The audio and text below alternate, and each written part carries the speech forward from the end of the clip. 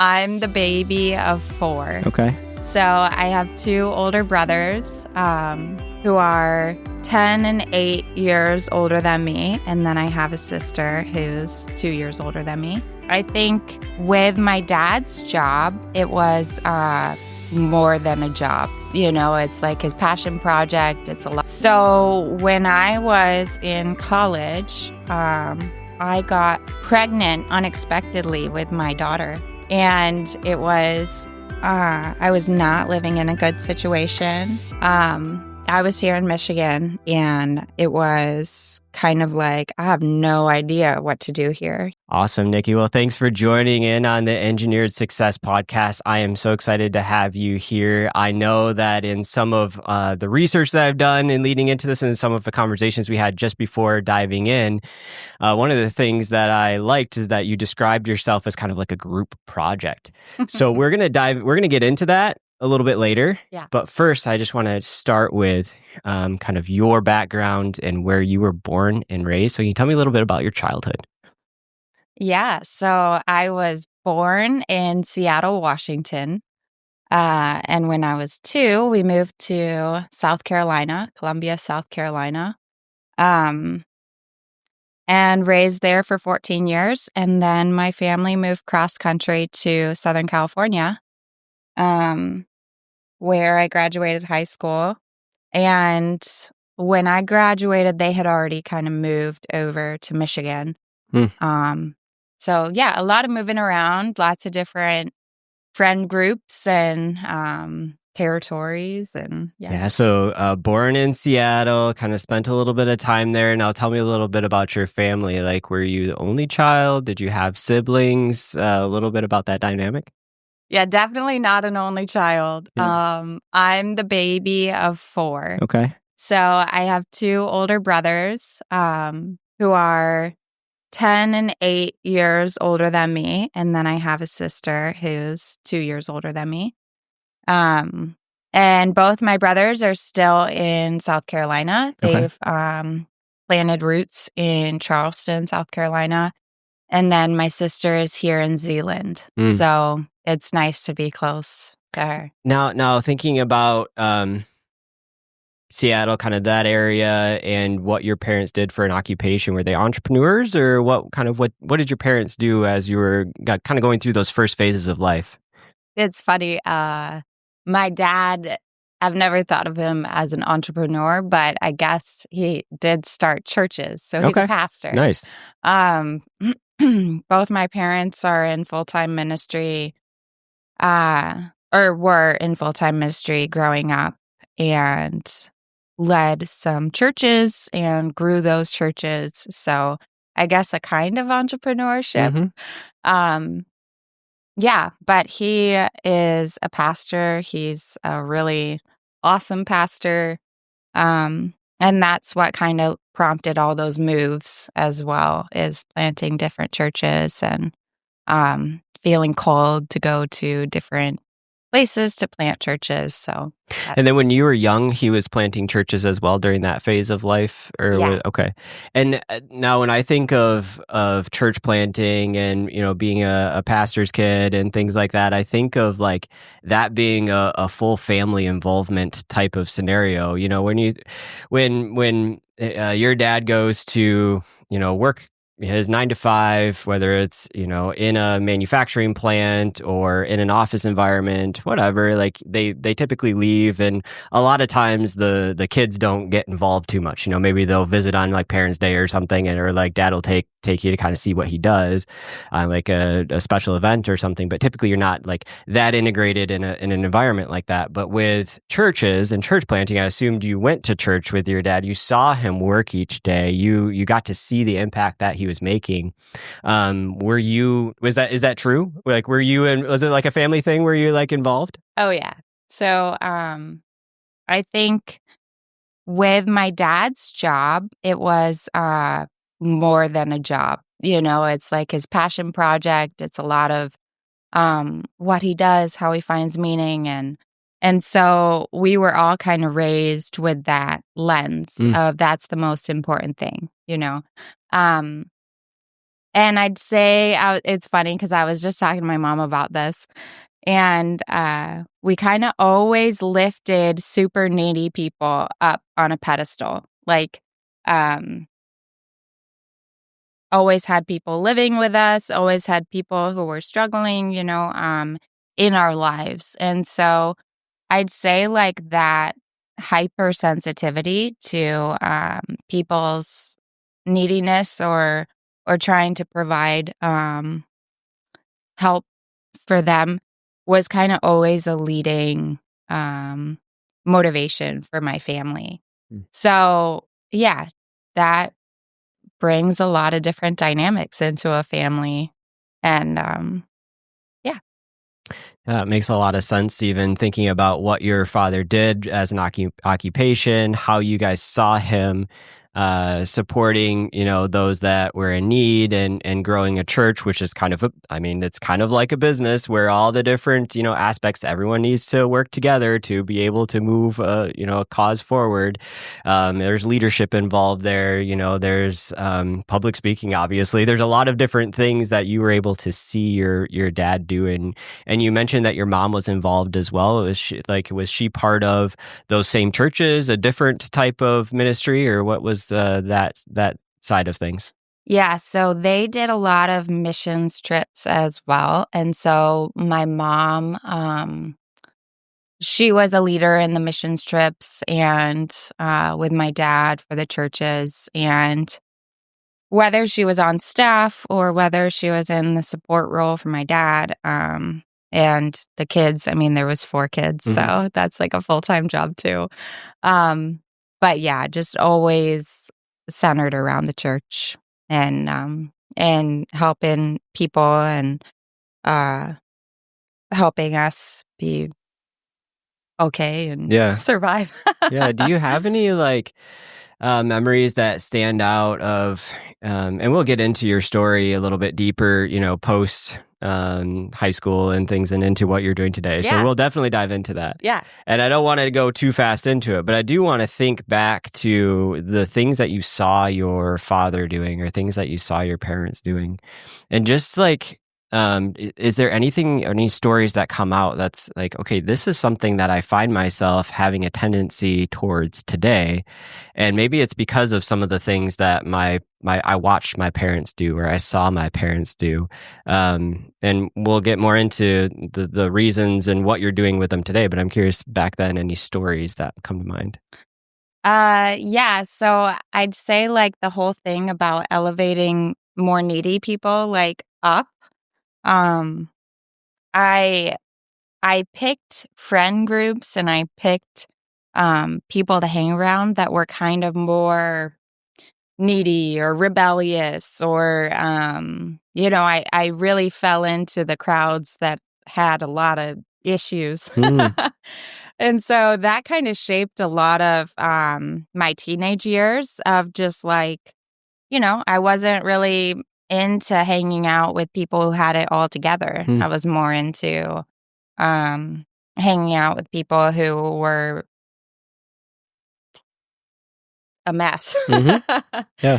And so, I think as I've grown and seen that tendency to just be around people who have a lot of stuff going on, it's informed the way that I make relationships and make decisions, even in my business and stuff. But also to realize boundaries are super important. I can extend myself and help at some points, and at some points, I need to protect my family, and I need to draw a little bit inward, or they say there's a Beth Moore study that says that Jesus had his first circle of Jesus and then God the Father, and then had a little bit of a bigger circle, concentric circles, where it was his 12 disciples, and then there was a bigger circle where it was like the crowds and the followers who just followed him, but they weren't part of like the inner circle. And so I've kind of taken that approach to creating boundaries in my life of like, it's me and God, and then it's me and my immediate family, um, and like some important mentors and stuff like that. And then it's the people who I'm in regular community with, um, and everybody's kind of in different levels of access, Yeah, is that something that like has changed throughout the years, or is that something where it stayed pretty consistent? Like, I know that your family's not gonna shift around too much. Obviously, there's going to be new family members included into that, hopefully. But that circle just outside of that, are you noticing that circle of friends or that circle of influence that's just beyond the circle that you described of your family and close mentors, is that pretty consistent, or does that change for you? It changes for sure. I think with different seasons of life, there's different people involved in speaking into my life, and also being in community with different families and stuff. Like I'm part of a couple of small groups, and sometimes, they take a break for like the summer. And so, I mean, they're not an everyday part of my life as much during the summer, and that's okay, Yeah. Yeah. So let's get back into your story. And I appreciate you giving a little bit of foundation to your family, kind of one of four, and where your brothers are located and your sisters here in Zealand, and kind of what your parents did. And your father was a pastor and a church planter, and it sounds like an amazing pastor from what you've described and given that description of. Now you're moving around a little bit. Let's say this is middle school, high school kind of time frame. Can you tell me a little bit about what you were interested in, what you were excited about, just a little bit about you in middle school and high school? I was interested in partying. Yeah. Okay. I was interested in getting into trouble. I was a troublemaker. So, kind of that stereotypical pastor's kid who just like goes off the rails. I mean, yeah, I was, fun and cool were my kings. And so I think a lot of that had to do with moving around and wanting to be accepted and wanting, party people are pretty accepting if you're partying. So, yeah, I just lived it up. But in some ways, I feel like super blessed because I got all that kind of crazy experimenting over with pretty young. I went really hard. And yeah, it landed me in a couple of bad situations. And from there, I feel like, yeah, I totally got given a second chance at everything. So I'd say I took that pretty much to the extreme. Yeah. Yeah. And then you described some of the crowds that you had a tendency to be drawn to, right? And that might be part of, what you experienced in middle school and high school as well. But what I want to do is understand a little bit about something you just said. You were given a second chance. Yeah. Can we dive into that a little bit more about like specifically, what happened there where you said that you were given a second chance? Yeah. So when I was in college, I got pregnant unexpectedly with my daughter. And it was, I was not living in a good situation. I was here in Michigan, and it was kind of like, I have no idea what to do here. I was still kind of living that lifestyle. And so when I got pregnant, I smoked one last cigarette, and I was like, how am I going to do this? You know, it was the first time where I was like, okay, my BS has run out. Mhm. Like, there's a little baby in me that's like this helpless person, and I am responsible for somebody else other than myself. And so I moved out of the living situation that I was in, and I moved in with my parents. They were amazing. When I told them I was pregnant, I was like, okay, this is a good thing. You know, like it's a baby. It's a wonderful, like wonderful happening. I know it's not ideal circumstances, but like it's a good thing. And my parents were just like totally red. Like, I mean, they were great. It was just not what they were expecting. Um, yeah. That had been a tough conversation for you too. I mean, to, be in that situation and then put the positive on it. I know it's a lot of people struggle, right? How do I turn this into a good thing, like the way that you've described it? And then what are my parents going to say when we have this conversation? What's their reaction going to be? And so that reaction is something that probably helped you define that as a second chance. Yeah. Yeah. So, I mean, when that happened, my mom, moved me out of the living situation I was in. She moved me back in with them, my parents. And from there, I mean, I really feel like something incredible happened to me where I was just like able to make good decisions. Um, and I think how I've come to understand that is my self-worth had become so small because I was constantly around people, up to no good, and I was just getting in trouble and all of that, and it kind of eroded my self-worth. And once I had this baby, and it was like, well, they've done nothing wrong. Mm. And it was kind of an ability for me to start making good choices on behalf of somebody that I really cared about. And it just so happens that, my choices were their choices because they're part of me. So that whole thing was really like a spiritual experience of just like redefining my life. I don't know if I would have kind of gotten out of that lifestyle had that not happened. Mm.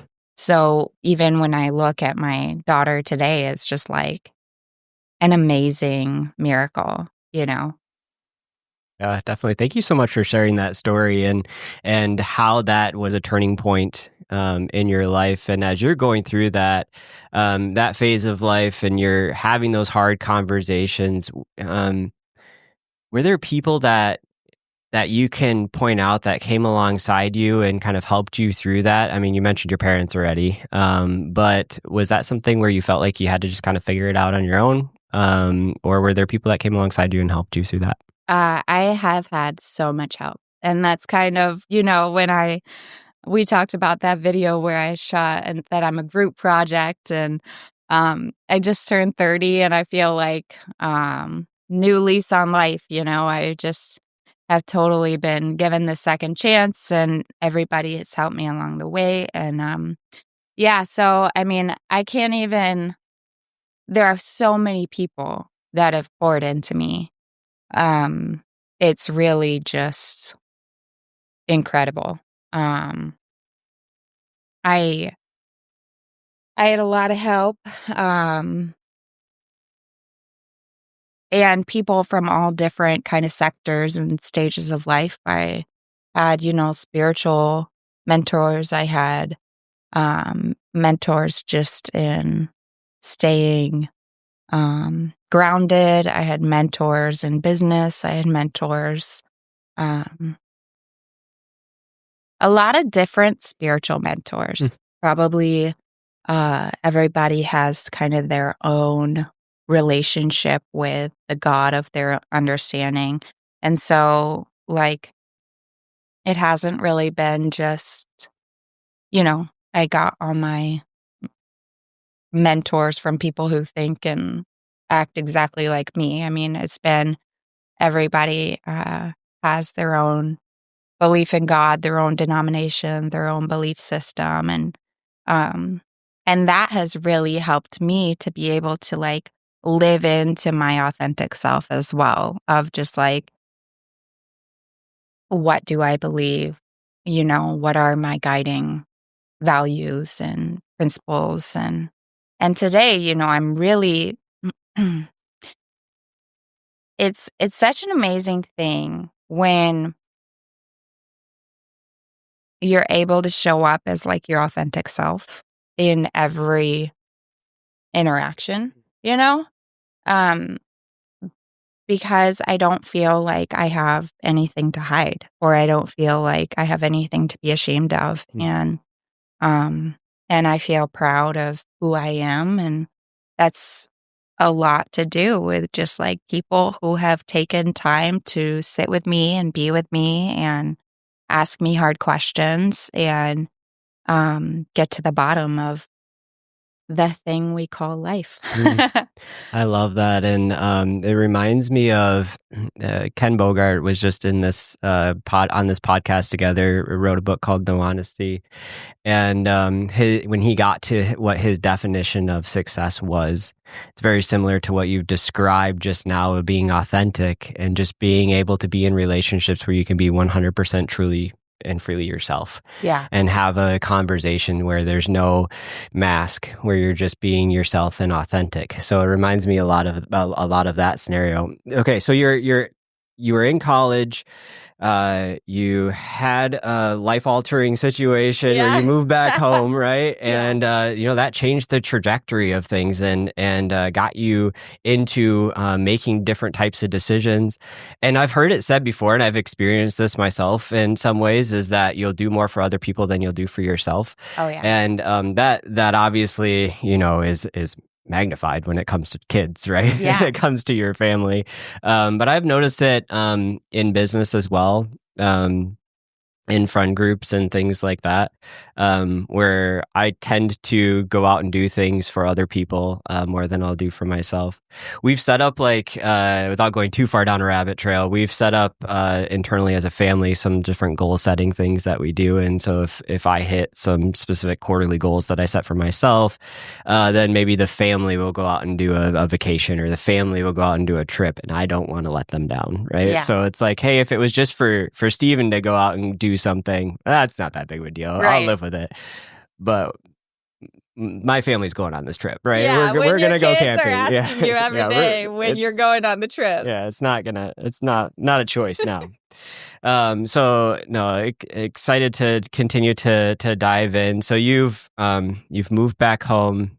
You've got a couple people around you, spiritual mentors and others that have kind of circled you and helped you with this next phase of life.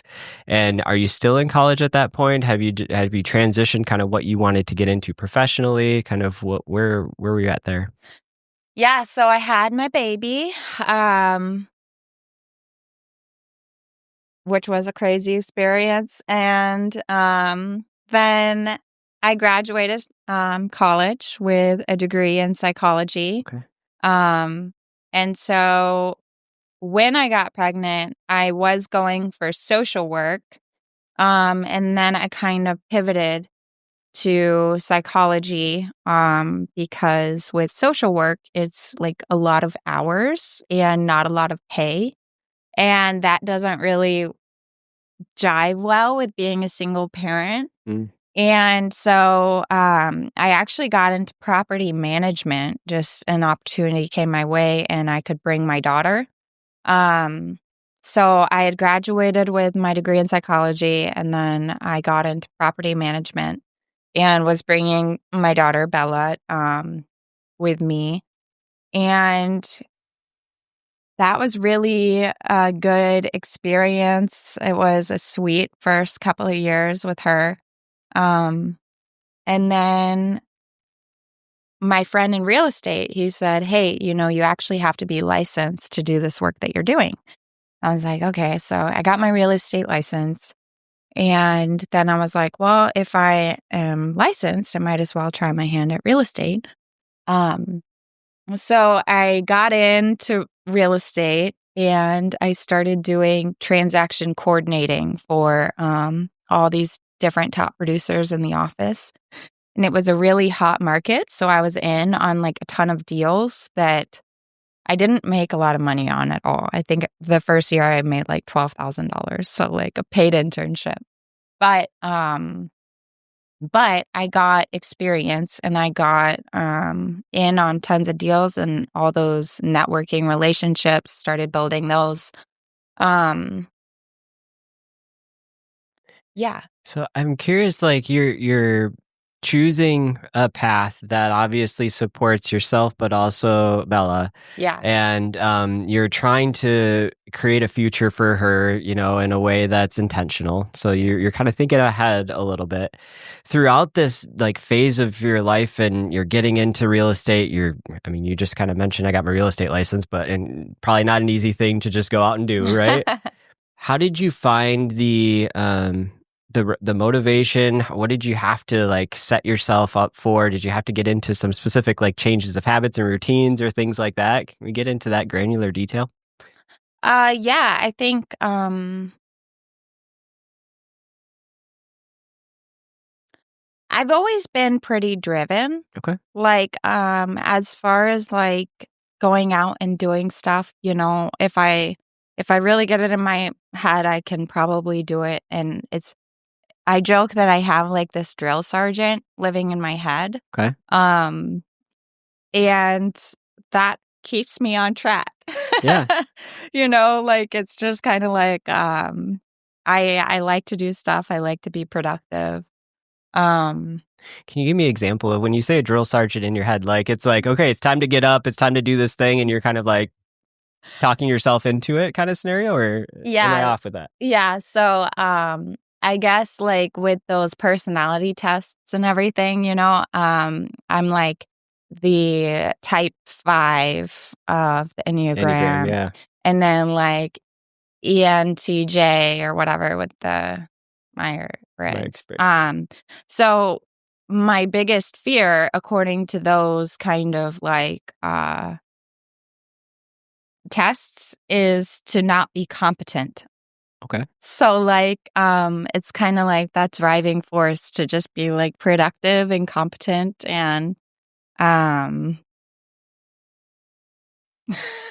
That's interesting. When did you when did you realize, like, when did you take those tests and when did you realize that? Was that recently, or was that something where you kind of were self-aware like years ago?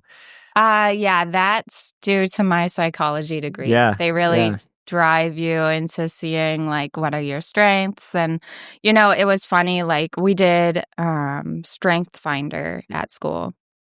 And this was kind of before I had that life-altering instance happen where I got pregnant. But we did Strength Finders, and I was really wanting like hospitality or like peacemaker, like that's kind of how I saw myself or like how I wanted to see myself. And my top 2 strengths came back as strategic and analytical. Okay. And that was kind of a hard punch in the gut for me because I'm like, man, am I like a robot, But I think as I've come to live into my authentic self and everything, like those kinds of traits are actually why I'm able to make a change and like make a company and do something new. And kind of it even with the social work and everything, social work background and kind of that passion for needy people and stuff, it really kind of like feeds into that too. Like this company is because it's like leading to a positive change for like buyers and sellers instead of just subscribing to the way it was, like leading into that organizational change. And that's a whole different branch of social work, you can be on the street level of change, or you can be like in the organizational level of change. So yeah, and I'm excited to unpack what you're doing today and the business that you're in and the change that you're creating in the industry. And we'll pause that for a little bit and back up. But so you graduated college, you're getting into real estate, you're starting to learn about transactions and how deals work and kind of that whole industry. I assume there were mentors that came alongside you in this phase of life as well. Oh, yeah, for sure. And are these ones that you then, because you had experienced mentors in the past, that you went out and sought out, or they just kind of found you? Was it intentional on your part or just kind of happened? It was intentional on my part. I am smart enough to realize that I am stupid. No, I'm smart enough to realize that I need help, right? Yeah. And so I think like from that point on, I had experienced such help and such kind of this power that I tapped into of these mentors that I really kind of integrated that into everything I did. So that includes, for sure, entering into real estate. And, I think a lot of realtors do it on their own. And that really did not interest me at all. I was like, man, if I do this on my own, I'm just going to like flop, So I definitely see that strength in the team model and just being around other people in an industry, especially when you're learning. I was just having this conversation last night with a couple other guys, and we were talking about mentors and coaches and like, hey, it's okay to ask for help. Sometimes it's okay to ask for help. And just kind of described, if you took a look at my journey a little bit, you're just peering down and watching Steven go through life. You're like, dude, just ask for help. What are you doing? Like, that's not the best way to do it. What are you doing? Or maybe you don't know, but that is not the best way. Go ask someone for help. So sometimes the smartest ways and the fastest ways to get to that outcome is by asking someone for some help. Yeah. And what's interesting when you do that is people love to help. People, if they really care about you, they want to come alongside you and they want to see you successful, and you just need to make that effort to jump out and ask for it. And there's people that'll come pour into you and come into your life and be like, yep, I've done that. I want to help you avoid that part of the situation.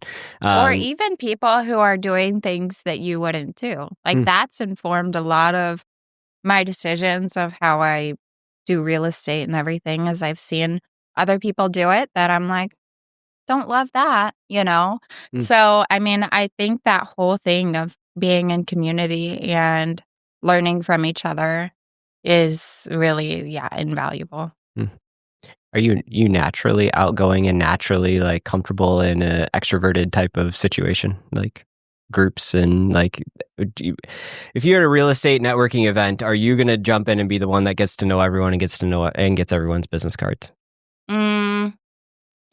I'll probably find one person to talk to and just talk to them like the whole time and then not get a business card. Yeah, fair. Yeah, like my I'd say like I'm pretty bad at surface level conversations, like kind of awkward really, and I might just like ask somebody what their life's purpose is. And they're like, well, like I just met you. And so I'd say like I'm still kind of learning about social graces and stuff, that's kind of a ever challenge for me. But I'd say like, I don't know, a lot of people like the deeper conversation. I think we have so much surface level conversation that it's kind of tiring sometimes. Yeah, I completely agree with you. And there's certain things that, in different phases that I've been through in business, it's like I know that I have to do the whole thing. Your network is your net worth. You got to know different people. You've got to get involved. You got to build out the right people in those circles, like what you've described. Yeah. And those people are very important. So, start talking to more people so you know who you want in those circles. Yeah. But the traditional kind of networking happy hour type scenarios where it's hard to hear people and it's just kind of like speed dating type stuff. Like I got burned out and really tired from that. And so one thing recently that I've had just enjoyed is the idea. So my wife and I invite couples and their kids over for dinner. And we do this like once a quarter and have a babysitter and take the kids upstairs. And then, the husband, wife, founder, where we just cry at the table together. Right, we enjoy each other's company and can build a little bit deeper of a relationship in that like setting of eating together. Right. Yeah. And some other things I've been involved with were like hikes and just things when you're outdoors, just like walking with someone, just doing something else. Right. Yeah. Have you experienced some of those that have been done well that you've enjoyed? Yeah. I like that setting a lot better. Yeah. Yeah, so for me, like crowds are not my thing. Like, if I had a problem, like it would be with crowd anxiety. Like, I don't like going to big concerts. I don't like, like that kind of makes me really nervous. So that one-on-one or like in a small group setting, like that's really, I love that. So I'd say, yeah, my husband and I, we also like, we have this like small little home, it's like, you can probably fit 5 people in there and there's like 4 of us. So, it's a small home on the south side of Holland but we love having people over and, we host a lot of things. It was funny, like, for my birthday, I was like, oh yeah, no, I don't want anything. I don't want anything. And then the day of, I'm like, man, I want to have a party. And so I invited all my neighbors over and like they all came and it was so fun. And I went to Aldi and I got like pizzas and salads and it was just, so like those kind of times with like our neighbors or our small group or I have one-on-one coffees a lot just with my mentors and love it. And you snuck a couple of things in there that we haven't dove into yet, so we're going to get into it. But you mentioned your husband and then a family of 4. And when we left off with your story, you were kind of just getting into real estate and things like that. So can we dive into that side of your story? Like, how did you meet and how did you get to this stage where now you have a small home and 2 little ones? So I met my husband probably like 15 years ago. And we were introduced from our mutual friend, Pirate Chris. We call him Pirate Chris. And we were just kind of in the same, some of the same circles socially. And we never really like were romantic at all. It was really just kind of like a friendship, super platonic. I thought he was kind of full of BS. Because he would tell these stories that I was like, there's no way those are real, and now I know him and it's like, yeah, all those things actually happened. So he's kind of an interesting guy. And so, yeah, we really didn't start talking or being more than just friends until probably 3 months before we got engaged. So I was dating somebody else and I came back from a trip to South Carolina to see my family. And I guess when we reconnected, it was about probably 10 years ago and I was pregnant.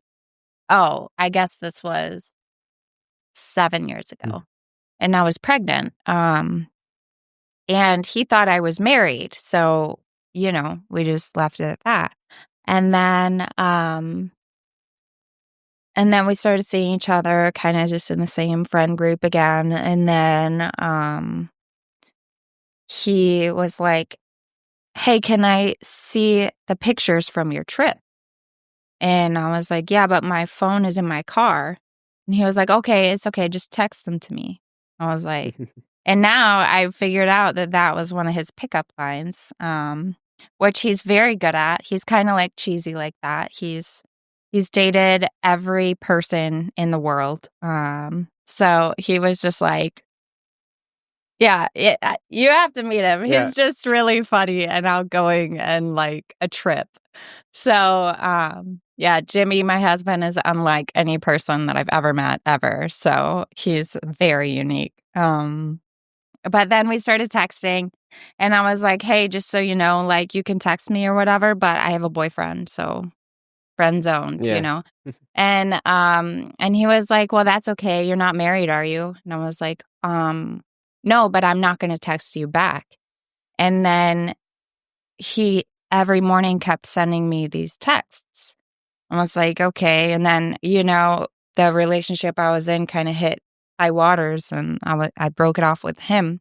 And then, yeah, Jimmy was just like, yeah, I'm going to take you out. And I was like, well, you know, I am not interested.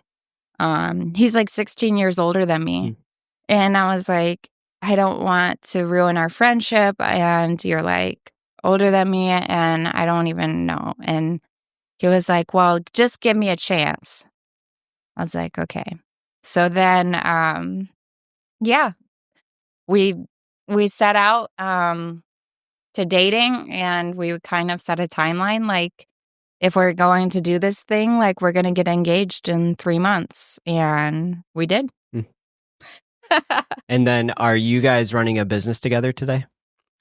Yeah, we're running 2 businesses. 2 businesses together. And so you got married and then you were on your real estate journey. Yeah. Now, was Jimmy already an entrepreneur, already started other businesses, that's what kind of started your entrepreneur journey as well? Or how did that all like come to be? Yeah.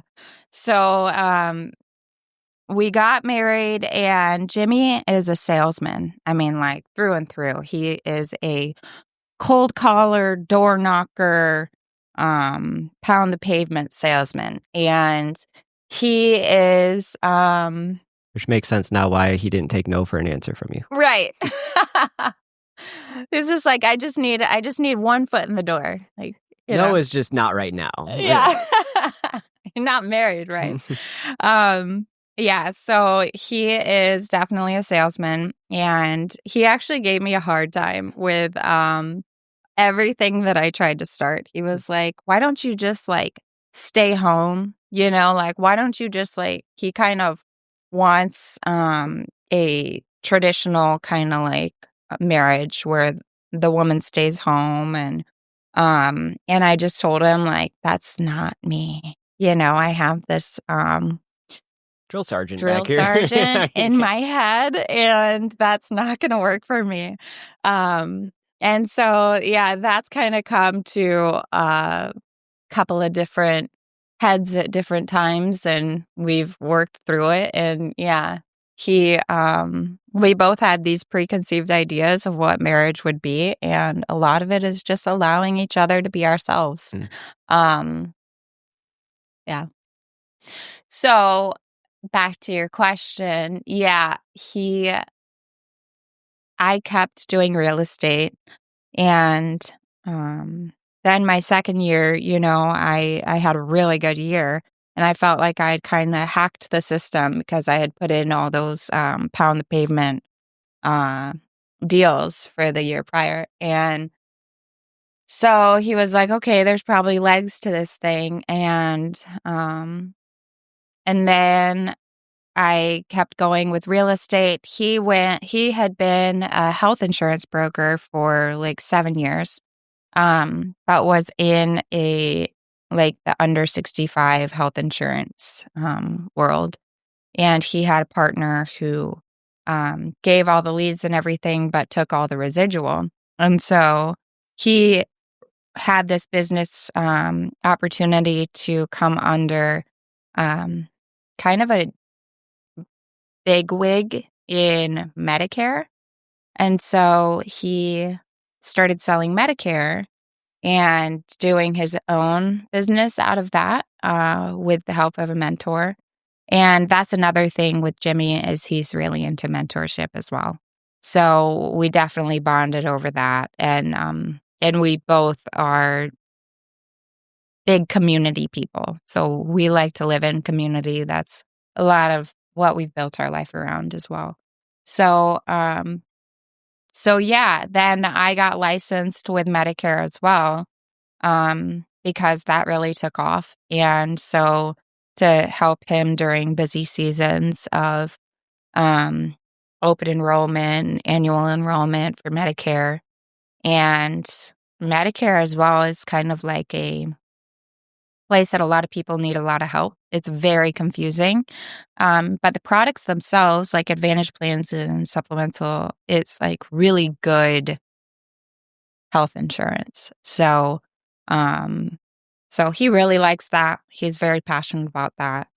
And as he was building that, um, the real estate industry started like massively changing. And so I was grateful because I had like this work that was consistent, and I had partnered with somebody who was a great mentor in real estate.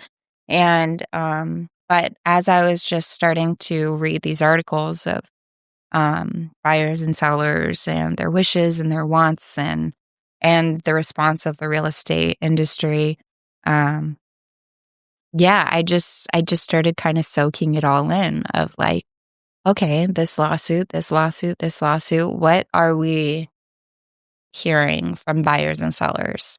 And it was that they weren't happy with commission being kind of fixed at the 6%. Which you hear like commission is negotiable and all that, and it's always been negotiable, um, and that the process of buying and selling needs to be more transparent. And so as these lawsuits were popping up, I just started kind of spitballing what could be a solution to these kind of problems. And back to a lot of like my experiences in the 5 years of real estate of just like there's so many different kinds of deals. You know, you don't have the same needs as her, and he has completely different needs, and yet it's all being met with like this 6% commission or now 3% commission, you know. So I guess I went off on a tangent there, but Well, yeah, no, you've gotten into like the problem that you were solving, what you kind of saw in the industry and what kind of sparked that idea. Now, what was that conversation like with Jimmy and those others around you when you said like, "Hey, I want to start the," and what's the name of the business? side door. Side Door. So Yeah. when you started Side Door, what were those conversations like? Like, hey, I think I need to do this, or hey, I think there's something here. Was there a lot of support? A lot of people like, yeah, go and do it. You're onto something, or like, yeah, I don't know. I think your drill sergeant's leading you the wrong way. Yeah, a lot of rejection. Mm. Oh man. So I started making these calls because like the best way to validate a solution or hear about a problem is to call like the people with the problem, right? And so I started making these calls to for sale by owners and just getting curious and asking them what they would want as a solution, proposing different ideas for a solution. I probably called like 100 people, or talked to 100 people, which is a lot more than 100 calls. I'll tell you that, because they hear you're a realtor and they're just like, nope, bye. um, so yeah, I started making these calls, and Jimmy was like, I don't want to hear about this. I don't want you to call near me. I don't care what you do, but don't do it here. I mean, he was just like, no, we are not doing this. He has baggage from a failed business idea that he took a chance on a couple, probably 10 years ago in Oregon. And yeah, he went bankrupt, and it was just kind of like a nightmare. And so there was a lot of fear triggered for him. And especially now with a family, we now have a son as well. And so he's just like, nope, we have to protect what we have, and we're not going to put ourselves out there like that. And so yeah, I would make these calls and he'd be like, I can still hear you, you know?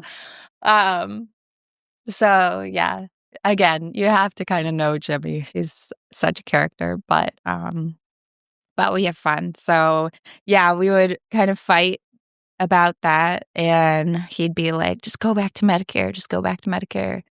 And, so yeah, then we started kind of, and one time I explained it to him like, well, you know TurboTax, right? And he was like, yeah, because he's used TurboTax for years. And I was like, okay, so imagine like TurboTax for real estate. And for whatever reason, that is what Hmm. clicked for him, where he was like, okay, that makes sense, you know? And so with starting a business, like, I don't know if this has been your experience, but there is just like so much rejection and so much hate and just like, I guess probably what I'm doing is kind of disruptive. And so, which I didn't actually set out for. I thought that I was creating a tool that I could just like integrate into some business, you know, and I didn't know that I was starting a full company and trying to disrupt a whole industry. Like, if I had known that, I probably wouldn't have done it. I mean, I would have because I feel Well, strongly about it, but like, well, I think sometimes the obliviousness of you don't know what you don't know sometimes helps you get started. yeah, And, just a lot of founders, myself, I've experienced this, like, especially in my first business. If I would have known how hard it was going to be, how many years it would take, how much rejection there would be, like, yeah, how many late nights there would be, I probably would have done the math and been like, I don't know. Right. But like the fact that I didn't know those things is what maybe put out some of the blindfolds on in a good way that helped me overcome those situations because I was just going to do it no matter what, right? I was right, going to figure it out. right, And so it sounds like you're experiencing some of that right now as well. And yeah. and so you're up and running, you've got things going. What are some of the things you're most excited about right now? Well, we are getting, whenever I was kind of validating the project, I interviewed so many people, and so many people were like, yes, like, why hasn't anybody done this? You're just like an answer to our prayers, you know? And so kind of hearing people's pain and being able to spitball with the customer of like what they would want to see as a solution, um, that has given me kind of a lot of stuff to pull from as far as like when it gets hard or when people hate me or when whatever. It's like, yeah, but I know this is a real problem that I'm solving for people. Um and so that kind of just like gives me a lot of strength to pull from. Um and I'd say what I'm most excited about is seeing the solution work in real people's transactions. Like in the past 2 weeks, we've gotten buyers and sellers under contract that they are fully using the system the way it's designed.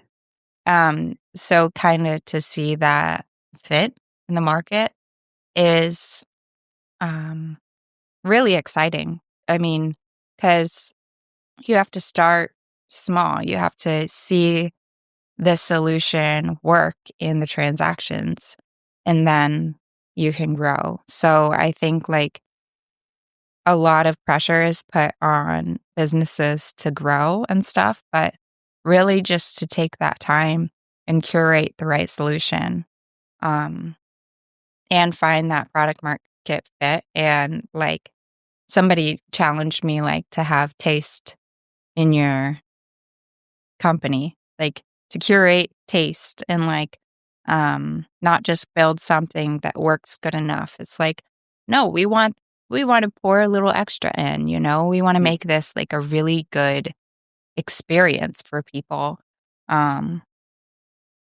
It's kind of just, that hyper focus on the product market fit and seeing that is really exciting. Yeah, no, I'm excited for your journey and, even what you've described of what it's taken to get to where you are today and what the future is going to hold. It's going to be amazing. And we'll definitely link some of the content that you've posted and some of the your website and different things to this video as well, and have people check it out. And I'm sure you're solving a need that a lot of people have. I mean, people are buying and selling homes every day, and it's something that is definitely a need. So thank you for your work in that. And thank you for your journey up until this point. I want to take a little bit of time and reflect back to middle school, high school, college, and give you the chance to, if you had the opportunity to talk to yourself, or let's say this, it could be yourself or someone else that is going through a similar experience that you went through. Like, what's one thing that you would say now have gone through it, now have learned some of these lessons, now are at this phase of your journey, but looking back at someone at that phase in their journey, maybe going through something similar? Like, what's one thing that you would tell yourself or tell them? Yeah, just don't give up. I mean, that's the thing is, as far as any words of wisdom, anybody in that stage of life it's just hard right now. I know for myself, like, I wouldn't have listened. So, just don't give up. And the things that spark your passion and your interest, like, pursue them. I think, a lot of people have said, why didn't you go to school for business? It would be so much better if you went to school for business. But I was interested in people and I was interested in change. And I think, like, getting a degree in psychology, like, I started with a degree in fine art because I loved it.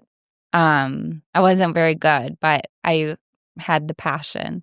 And I just think, like, so few things make you feel like productive and passionate that to not pursue those things is really like a waste, Like, I think that everybody kind of has their things that make them click. And I think if people leaned into those, we would probably be better off. So lean into passion projects and don't give up. Just stay in it and be teachable. Yeah, don't give up and be teachable. I like that. And it's definitely, as we're looking at, the journeys of personal lives, professional lives, there's different seasons and there's these deserts that we go through. And sometimes it is, difficult to do the next day and do the next thing. But understanding that there is, a spring that comes and a next season that will come, and the things that you learned and the experiences that you had during that season will help you become a better person, but also guide you into making different types of decisions, like you described very well in your story. And so, thanks again for sharing that. Now, I want to get into, you've done a great job, and I thank you again for telling us your story and your foundation and your background and what's kind of led you throughout your journey. I want to ask you kind of the last question here, and that is, what is your definition of success? Yeah, so I, when you first asked me to do this podcast, and I saw that it was called Engineered Success, and I was thinking,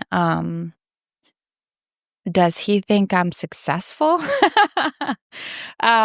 Like, I made the joke, do you know what kind of car I drive? Like, I would not really consider myself successful, but I do say that I am living out of the beliefs and the values that I have. And so that kind of authentic fulfillment, I mean, there's really nothing better than that. As far as the everyday life, I mean, have you ever read The 7 Habits of Highly Effective People? Yep. Okay. So really, a lot of that book is surprising because it's boiling down what are your core beliefs and your core values. It's like, well, what does that have to do with being productive or being successful?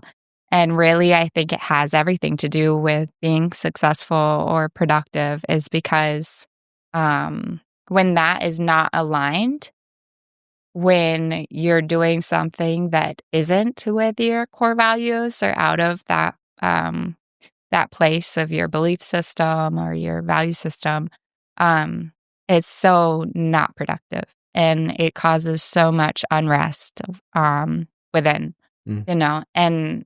and so I just feel like that's really, I mean, right now, my definition of success, or the success that I have, is because I'm able to live out those internal beliefs and internal values rather than fighting against them. Mm. Um, yeah. Yeah, thank you so much for sharing that definition of success. And even as from what you've described over our last hour together about your journey, you have so much there to be proud of and so much there that you've been able to accomplish and overcome. So, congratulations on your journey. Thank you. And I'm excited to follow along with your business. And if there's any opportunities that we can support or partner together in the future, I'd love to learn about those. But thank you again, Nikki, for being on the Engineered Success podcast. It's been great. Thank you, Stephen.